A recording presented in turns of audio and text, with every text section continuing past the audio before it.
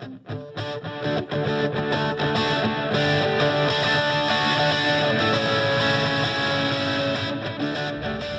today we're doing a Panhard bar on a 1991 Volvo 740 Turbo.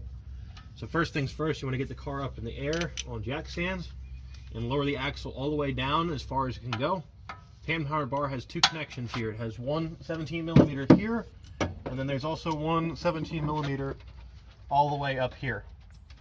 Anyway, what you want to do is take both of those off of the car the best you can. You can use air tools, you can use regular tools, and see if that will hopefully, there we go, break it loose. And once you take this off, you won't be able to put the car back on the ground until you put it back on, just as a word of caution. So that's the first bolt right here. There's a washer, and then just like that, the whole bar will come off and the axle will now be floating. And as you can see, the actual collar on the inside kind of came out of the bushing, which is pretty well gone if you can do that, because that is something that you should never be able to do with a good rubber bushing. So now we'll be taking the other bolt out, and then we could remove the whole assembly from the car. All right. So you may have to use a hammer to get the other one off. It's a little bit of a tight squeeze, but you should be able to still get it. I end up having to use a jack handle to get it free, but it is now free. That's what matters.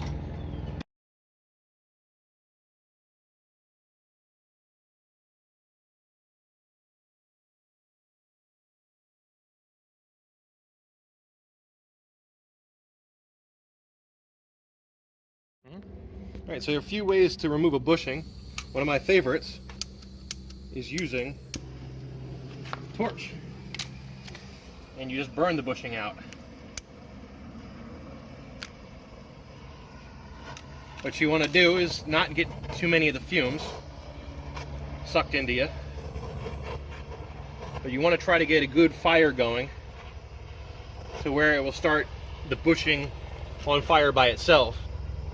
So this may take some time, but just burning out the bushing. It's probably one of the best methods to use. He's burning out the bushing.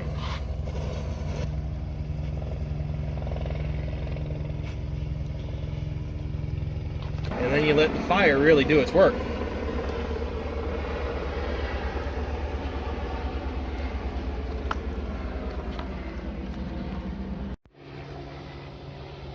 Nice and toasty. Volvo.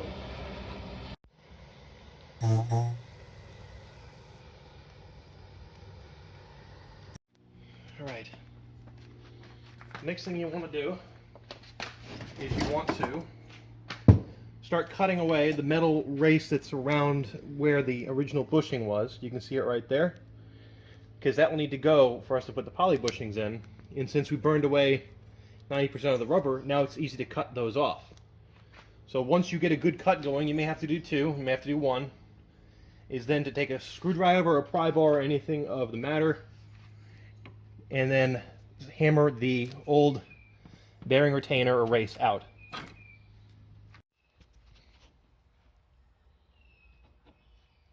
Alright, so we got the bushing out. We had to end up cutting all the way through it. Make sure when you do, you actually end up cutting all the way through it. I thought I did, but I was wrong. And then what you want to do is try to curl the ends of it once you get it started coming out. And then from there, you should be able to hammer it out with a socket without any issue. So once you get this side done, what you want to do next as well is clean the inside of this for your new bushing, and then repeat the same thing on the other side that you just did.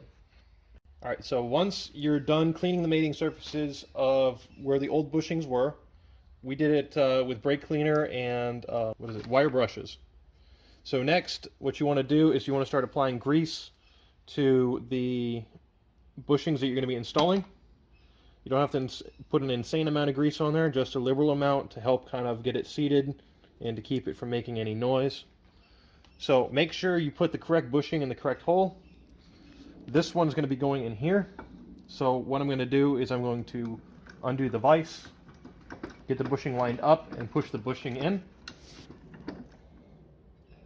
So when I did this, I made sure to take out the insert. That way it actually will go in properly. And it may take a little bit of messing around with, but once you get it all lined up, then it should pop right in. Okay, we got the bushing started, so all you have to do is just run it the rest of the way in carefully, letting it kind of take its time to go all the way through. You might have to go from opposite directions to kind of help it on its way.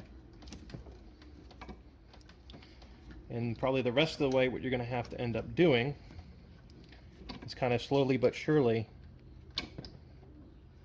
get it to go through. Okay, once you got this in all the way, make sure it's seated properly here and here. Now you want to put the inner sleeve in, and you'll also have to grease that just the same. And this is the easier of the two to install. So what you want to do is line this up here and then run your vise in, get them lined up properly, and then it should just go right through.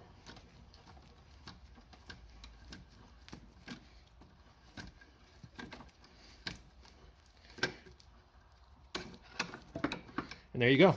Just all you have to do now is repeat it on the other side, and then you're good to go. So the Panhard bar install is done. We got the bushings in. It's going to look something like this. So now you want to put this end on this side here, and then this end will go up here, like so. That just slides on there like that, and then this gets pushed up here. Now, it may be easier to actually have this side off when you first start it, because that's the easier of the two sides to get in the car. But what you want to do after that is run this one in here. Once you get this all aligned properly, it may take a little bit of doing, but trust me, it will work. So there we go. And then just start threading that one in. Okay, now that you got the top one tight, now you have to center this one and put this one on this axle here. To do that, you actually have to push the axle to the passenger side, and you may need a helper to do that while you're doing this, because it's not as easy as it looks. Once you get it on there enough, you should be able to cap it on there like that. So once you have everything centered, everything good, go ahead and run the final nut and bolt on here, and then you can go ahead and call it a day, and your Panhard bar is all set and ready to go. Make sure to tighten these down a lot. They're going to need it.